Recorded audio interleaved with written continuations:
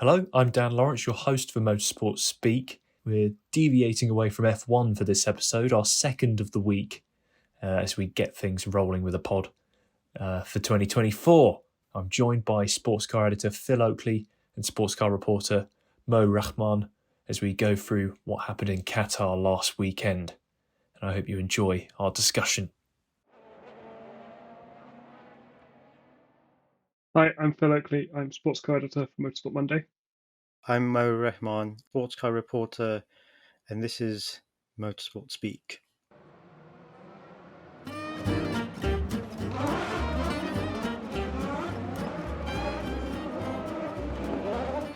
Welcome, Phil and Mo, to episode 2 of Motorsport Speak, the motorsport podcast brought to you by the team behind Motorsport Monday, the free digital motorsport magazine covering Formula One, IndyCar, Formula E, IMSA, WRC, and more. But today, we're talking about FIA World Endurance Championship, commonly referred to as the WEC, which had its opening race in Qatar, a new dawn for the championship. Loads of manufacturers in hypercar and the new LMGT3 class, and it was a bit of a classic race, I thought, from an outsider perspective. But with Porsche, it was a great day to be a Porsche fan. 1, 2, and 3 in hypercar, and taking the win in LMGT3. Chaps, thank you for joining me. I just want to get your sort of initial thoughts of the race first, starting with you, Phil. Yeah, it was good. It was nice to see Porsche at the front. They were behind Toyota and Ferrari last year, so it was nice to see them at sharp end. Nice to see Peugeot more towards the front than they were, at least with one car. And yeah, just some good racing. Did settle into a bit of a kind of a pace order towards the end, but the first few hours when they were all sorting themselves out was excellent. And MGT3 was also great. New class, new-ish cars, new drivers, new teams. It was good. I really enjoyed it. Well, yeah, I think it's good to see a new face on the podium once again, but in this case, a win, which is good because I think they got 2 podiums last year, and I'd say not just about, but because it's such a competitive environment. But yeah, nice to get and for Porsche Penske could add on to their Daytona win, and yeah, all Porsche podium. It does good for. I mean, they out of those who have customer cars, Porsche pretty much are up there out of everyone else which have factory and customer cars. So it's kind of a good advertisement for their side about what the 963 can do. But yeah, no, it was some, I think, a really good performance by Porsche from the prologue. It's weird because prologue it's all about testing rather than outright performance and lap times, but it was quite good. They kept that momentum going, and there were no tricks or anything like that. Or it was exactly kind of how we expected to see them up there, and they did. They were up there, but yeah, good for them. Yeah, and I suppose so obviously we had that number 6 car that sort of ascended into a leading position sort of fairly early-ish after passing the Peugeot. Phil, would you say sort of with Porsche they've benefited from, as like Mo said, they wanted Daytona and they did that whole program in IMSA last year, so they had a dual program last year. They were the earliest to go with customer teams. Would you say that they've benefited from just having all those extra cars, and that's why they've hit the ground running so well this year? Definitely, yeah. They've got more data that they've gathered over the past 18 months or so. They started testing. They were the first LMDH car to begin testing as well. So yeah, they've just got more data. I think they've quite clearly done a lot of work over the winter to understand the 963 more, extract pace from it, improve the reliability where they can. That was a bit of a problem last year. Yeah, I think they can be applauded for that effort. A lot of people are saying it's just the BOP, and they've obviously got a BOP break. But I don't think it's all that. They've definitely done work. Yeah, and it wasn't just a good start for the Penske sort of factory team. It was also a pretty good start for the number 12 Hertz Team Jota entry. How impressed were you with them? I mean, obviously, we also had that really exciting sort of battle towards the end between the number 12 car and the number 5 car for those sort of final 2 podium spots. How impressed were you, Mo, with Jota's effort? Oh, definitely. It's the highest finish they've had so far with this year. They've got 2 cars. The other car didn't do quite so well, unfortunately. But that 12 car, I think the drivers their driving was pretty much solid in terms of their stints. it was interesting watching as well, especially. I mean, Will Stevens, for instance, out of the three, that he's such a great driver to watch, and seeing him do those sort of late, let's say late overtakes or something like that, he can pull it off, and it's something that he did in LMP2, and it's kind of transferred into this race, into hypercar. So yeah, I'm sure they will be absolutely delighted because they're the highest privateer as such up there, and yeah, I think all around their strategy. I think it was slightly off compared to their rivals, but they managed it in the end. 10-hour race is quite long, so good for them. Yeah, you say 10-hour race, and for sort of 9 hours and 55-ish minutes of it, we were going to not have an all Porsche podium. We were going to have the 93 car, the Peugeot 9X8, the wingless wonder in its sort of final outing before they slap a spoiler on it for Imola. And it was in second for so long in the race before that sort of heartbreaking fuel pump issue at the end, and then subsequent disqualification, everything like that. But I think it was like almost a feel-good story, and it was going to be a great send-off. Phil, coming to you first, and I will come to you after. Just sort of how impressed were you by that run from the Peugeot? And I guess doesn't it perfectly sum up endurance racing that it was all snatched away from them right at the end? Yeah, it was a very impressive run for that car. The car obviously worked on the track. We know the Peugeot likes smooth tracks to generate the downforce via ground effect, and Qatar is kind of billiard table smooth, really. It's also pretty flat in terms of elevation change, and the Peugeot also likes tracks that are flat. So I think it just all came together to work. Again, they've obviously done work over the winter to understand it, but they've also done work on the 2024 car, which we'll see in Imola. So yeah, it's good to see. I was a little disappointed that they got disqualified. They made it back on electrical power when they ran out of fuel, and they got disqualified for that, which is a bit of a shame. The spirit of endurance racing is if you can make it to the end, you've finished, and they did finish, and they did make it back to the pits, and then they get disqualified. I understand rules are rules, but yeah, it's a bit weird.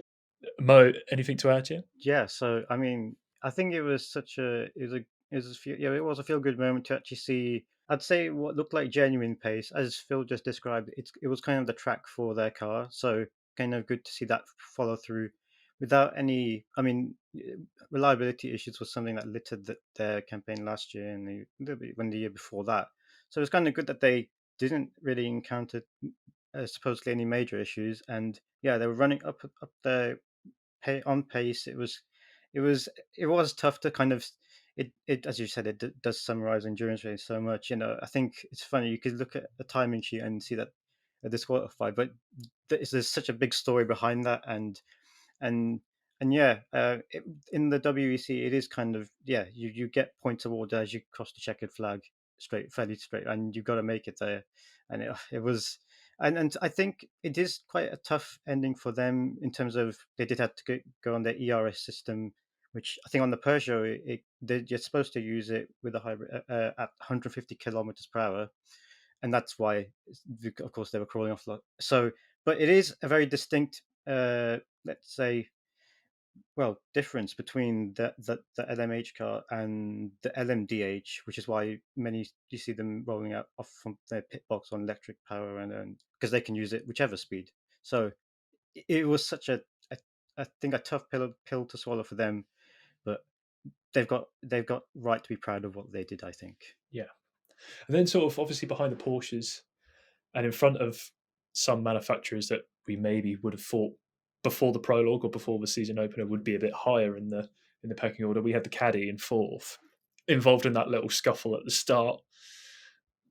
Where do we think should Caddy be happy with the fourth place? They didn't really look like they had the pace maybe to fight at the front, but they were in front of the likes of Ferrari and Toyota by the time the checkered flag fell. So, Phil, would you say that Caddy in the second year with just obviously one car pursuit as well? How happy do you reckon they can be from that first race? I think they did well. They finished ahead of every LMH car, Ferrari, Toyota, Peugeot. Well, Peugeot until failed. But yeah, I think they can be happy with the performance. They were a lap down on the Porsches, but overall, I think they're only running one car, but they're gathering less data. and they're only running 2 cars in IMSA. So yeah, they're just gathering less data. So I think they can definitely be happy with 4th. Again, they've obviously made progress over the winter in understanding the car. So yeah, I definitely think they can be happy with that. And yeah, Mo, we say Caddy could be happy. Maybe some manufacturers in the sort of LMH cars possibly unhappy. Ferrari, their best place was the AF Corsa Privateer in inverted commas car in 5th. Toyota, best car was in 6th. Everybody obviously thought maybe Toyota would be again the force to be reckoned with this year, but I guess Bot maybe had its part to play. Probably had its part to play. What would you say would be the feeling in the Ferrari and the Toyota camps? I mean, well, to start with Toyota, of course, definitely the main talking point of this. I think with the BOP, it didn't necessarily ruin their race from the start. I think they knew from the start that their expectations weren't going to be, they weren't probably as going to be able to fight for a win, and in this case, they were nowhere near the podium, and I don't think they'll be disappointed as such because they've got 2 cars in the points, and those points will be valuable in the championship standings. And it was kind of in qualifying. It was kind of a fun surprise to see Nick De Vries to jump and start on like the front row. But yeah, with that weight and that power, I mean, perhaps it's not a surprise, but I don't think they were negated in any way in terms of performance because they're the benchmark still in terms of conducting the strategy, and they don't make mistakes as such. Well, even both the pit crew and the drivers, well, they don't make much. I'm not trying to say anyone particular, but and I guess I know in that 7 car, of course, Nick De Vries, who already had an existing relationship with Toyota when he was, I think, a reserve driver. Was he a test driver? I can't. He was involved with the early development of the hypercar of the GR10. So it's kind of good to see in a certainly welcome environment where he's certainly done his job in that car. And for Ferrari, yes, I don't think perhaps, I mean, it's funny that their privateer car did fairly well. It finished 5th. It was kind of running in that top 5, maybe a little bit up there, and uh, despite perhaps a few not clashes, but instant you could tell, for instance, I think where he had clashed with a couple of other cars, and there's some slight damage, and that reminds me, of course, one of the other Ferrari. I can't remember if it was a 50 or 51, but I'm pretty sure one of their rear wing deck fell off. Well, not fell off, was tricked.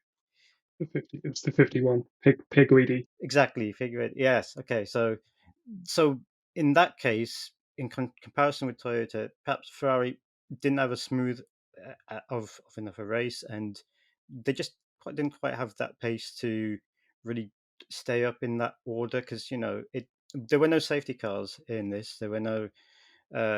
There were full course. I think there were full course yet, but that temporarily pauses. It's like a pause button, really, and I think that meant that they would just it's hard to close the gap when you haven't got a literal safety car train that closes the gap. So yeah, Ferrari, I think could have done better. It's hard to say as from me, but that's I think an assessment of their performance.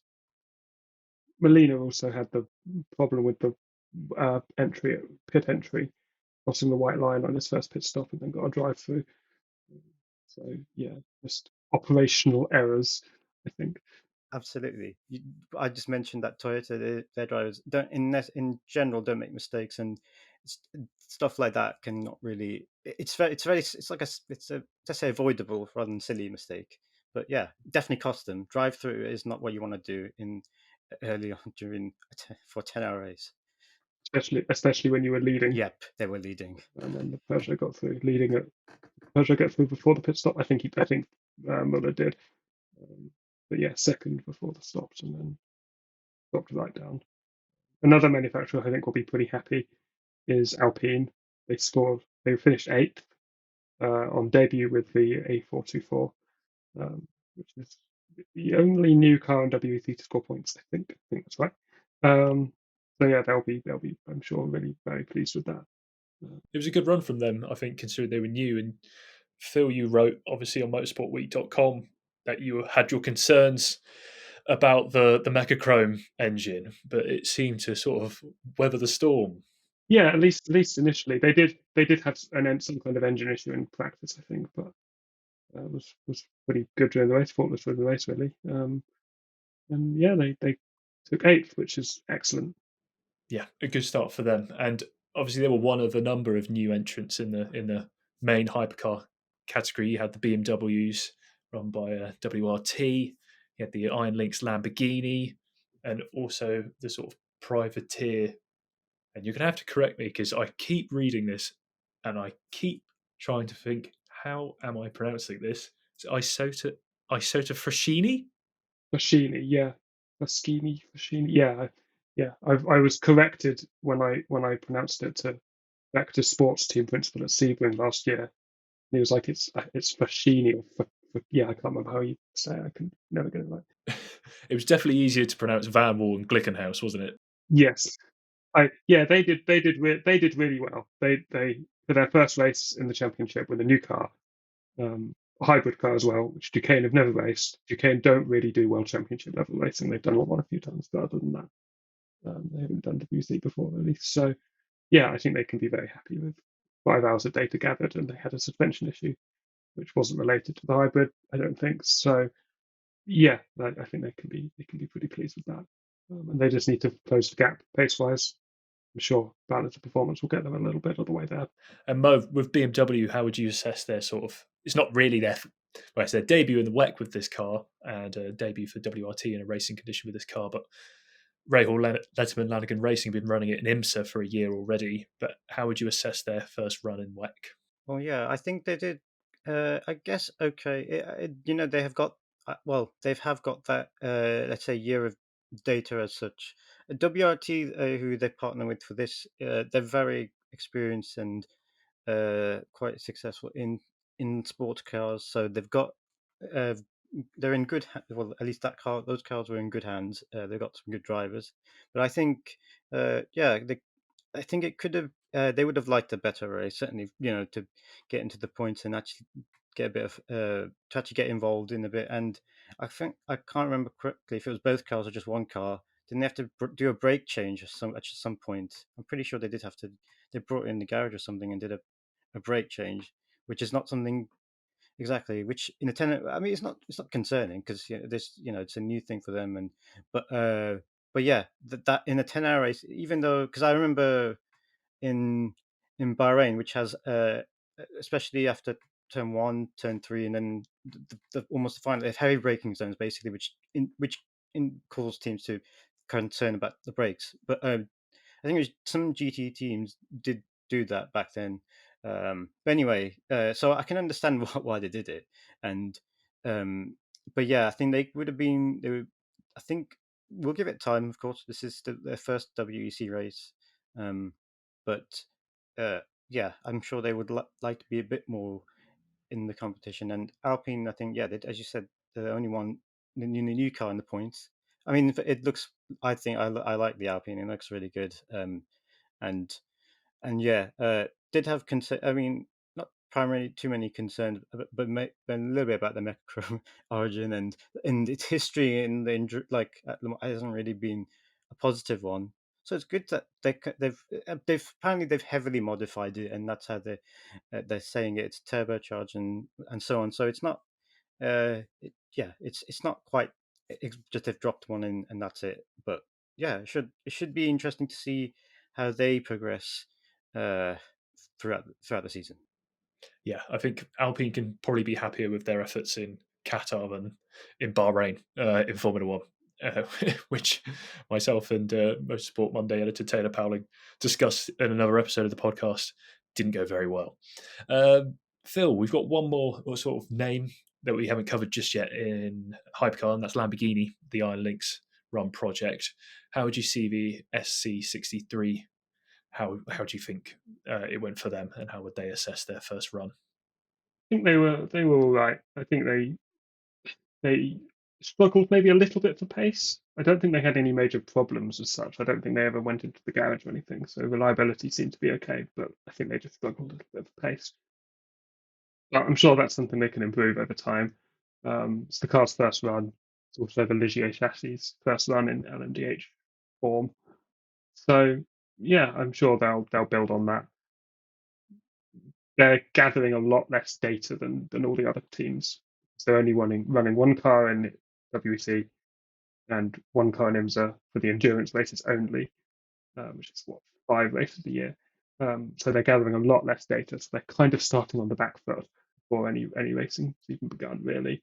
But I'm sure they'll make good use of the data they are gathering. They're a good team, and Lamborghini have a lot of cash behind them, so they should be all right. But yeah, a quiet debut, I think. And from quiet debut, we could say maybe a less than quiet debut for LMGT3, a sort of new class, as it were, in the WEC. Got sort of a very strange sort of eclectic range of vehicles, from sort of like the barge that's the BMWs and the Lexus and the Mustangs, and then you got sort of the McLaren at the other end that kind of looks sort of like a faux prototype in a way.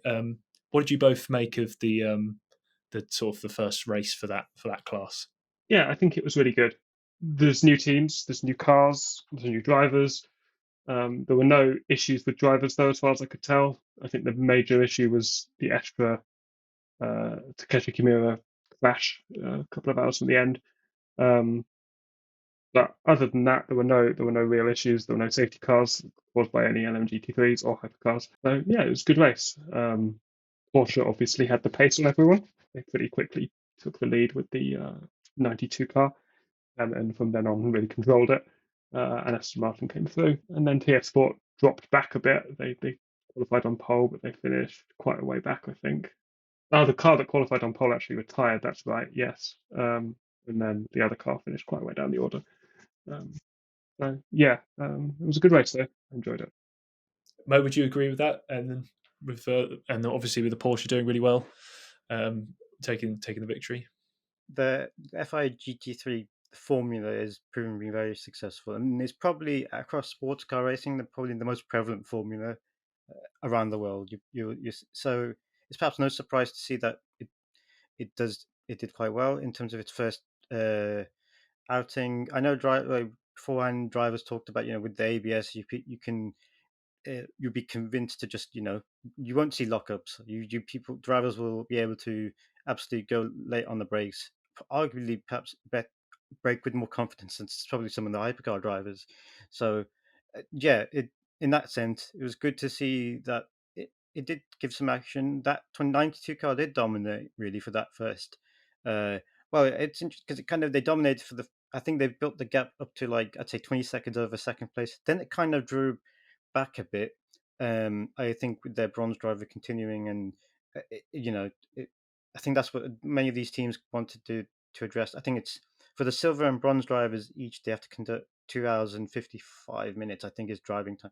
So they want to get that out of the way, because you'll get penalized or disqualified if that isn't fulfilled. So, but yeah, so actually, the Aston Martin, there was a double Aston Martin podium, which I think is good for them. The two cars that represent just to recap, there's in LMGT3 there's two cars per manufacturer, which I, for one, I don't mind. I approve, because it gives equal representation for every manufacturer.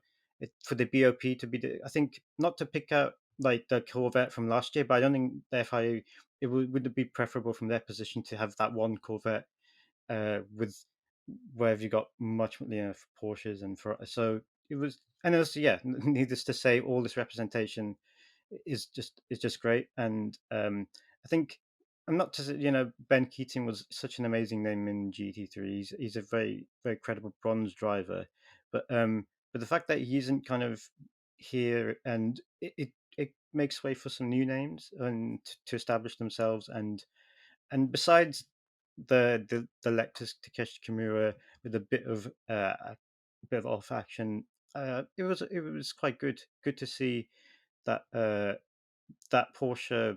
I mean, they deserved it in terms of their victory, because they put the work throughout the race. And uh, I mean, one of them mentioned, of course, in that 46 WRT, of course, Valentino Rossi, very absolute a legend over in the motorcycle racing world. But he's also done quite well for this. Is his second year with BMW. In BMW, I think it's the third year in GT3 machinery since his retirement, and he's been doing quite well. His progression, if anyone would watch his career last year, I think there was a progression. Certain there were mistakes, but there were good, positives and negatives. But this was quite, I think, good debut for him. He actually made some positions. He even made, I think, a really good overtake. I remember, and I remember, I think he started. I think he started his stint in 8th, finished in 4th. So the car was running well in terms of pace, and he did the job. I mean, I should mention, I just mentioned about the bronze drivers and their time. But I think Ahmed Al Hati, who's the bronze driver in their car, he did I think a quad stint. He did something mega. I can't remember, and I think it was like 3 hours, wasn't it, or something crazy? Yeah. 3 hours exactly. It was. I remember, and yeah, it is. It was certainly quite impressive to see a bronze driver actually keep up that pace for that long. I think they would have liked to finish on the podium because they were within reach. I guess I mentioned too. I mean, throughout practice and perhaps prologue, well, okay, I guess free practice, I expected United Autosports to have a bit more. They made mistakes, and that's why I think they got down into the order. And I mean, if you're talking at MGT3, I think it's worth mentioning. So I think, was it at turn 9 where all that basically there were the GT3 cars, unsurprisingly, can take more curb, go off track slightly, and as part of their racing line. But incidentally, that brought a lot of kind of gravel and rut all on the kind of that track. So it became sort of that there was only one racing line and no one. So when the hypercars had to pass them at that corner, I mean, they were very hesitant. They didn't want to do it, and it was quite. I think, and as we mentioned earlier, that there was no safety car, no disruption. So that was probably why that wasn't cleared. If there was like a safety car because of an incident, they would have taken the moment to clear that up whilst they could. So, but it was kind of annoying to kind of see that. Kind of, I don't know, quite novel to see that all a lot of these track limits was a regular. I mean, it was just incredible to see all those. There was so many different excursions, but I think this circuit has its origins in the MotoGP. They have adapted, of course, curbs and so on for cars, but yeah, that was kind of, I think that backfired a little bit for the GT drivers because they had to know. Maybe it was probably a pain for the hypercar drivers, as I just said. They had to made it very awkward at that corner, and there were some offs. Like I think Mick Schumacher had one. Um, One of the Lexus drivers notably had and rejoined a bit quite eagerly, but yeah. So besides that, the class provided some good racing, and it's good. Should be a good let's say onward future with LMGT3 bringing back to life GT presence in the WEC. It's nice to see the new cars as well. Many manufacturers as well. I am a little bit sad that GT is gone because GT was a fantastic category. The pro GT cars that the AM drivers just had to kind of learn how to drive them without ABS and stuff. But it's nice to see the amount of competition that's in GT3 now. Yeah, and Phil Mo mentioned obviously we've lost a sort of popular figure in Ben Keating, but the category has sort of inherited a new one in Valentino Rossi, which I guess quite a few people have probably heard of him. How important would you say having someone of his status is to the championship? I mean, there's drivers up and down the grid who have joined. You've got Jenson Button in the one of the Jota cars. You've just got sort of Mick Schumacher, obviously, is a name that's well known. You've got the BMW squad, which is full of really well known drivers from obviously just the sports car scene. How would you say like all of these names of helping the championship elevate itself? Yeah, I think it's good to see the amount of drivers who are kind of known for other disciplines entering sports car racing. As you say, Button's here now, Mick Schumacher, Valentino Rossi, a whole load of drivers. Robert Kubica as well. He's obviously been in LMP2 for a few years and now is in Hypercar, the customer AF Corsica. So yes, it's helping raise the profile of the series a bit. It's interesting to note that Valentino Rossi technically isn't the amateur driver in that car. He's classed as a pro driver, which is interesting. And now Harty is the amateur bronze. I'm really looking forward to seeing what the drivers who aren't really used to endurance racing and how they go in the next few races and at Le Mans and stuff. And we had, obviously, Qatar was a new event for the WEC, and then round 2 we're going to Imola. So it's a stand-in for sort of Monza this year in terms of an Italian round on the calendar. What do you both sort of expect or hope from the 6-hour race there? I think Imola will be very different in terms from Qatar. It couldn't really be more of a different track. It's elevation changes. It's not particularly smooth track surface. It's got grass and gravel lining the track very close to the racing surface. It's in a completely different area of the world. There'll probably be some kind of weather over the weekend, I'd imagine, with rain or overcast track conditions. Yeah, it'll be a very different kind of race. I don't think Porsche will have it all their own way. Their car works best on smooth circuits. Imola just isn't, whichever way you look at it. So yeah, I think Ferrari and Toyota will probably come back into it a bit more. They'll probably also get a bit of a break on the balance performance, I'd imagine.